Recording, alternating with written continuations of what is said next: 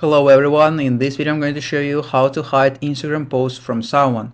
So it is very easy and quick, but you need to watch this video until the end so you won't skip any important steps.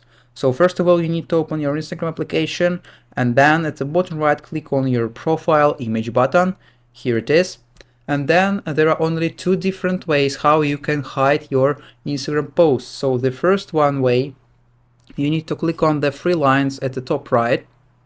And then here in this list of options, you need to find account privacy. And then you need to enable this option, private account. So if you enable this option, that means that only your friends will be able to see your Instagram posts. So random people won't be able to see your posts, reels. So this is the first way how you can hide your Instagram post. So another one way how you can do that is to go to someone's Instagram profile. And then at the top right, click on the three dots button.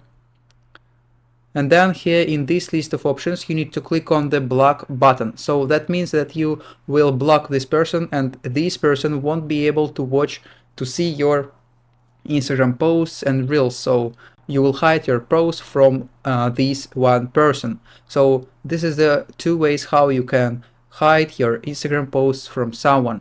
So if you found this video useful, leave a like and subscribe to the channel. Thank you.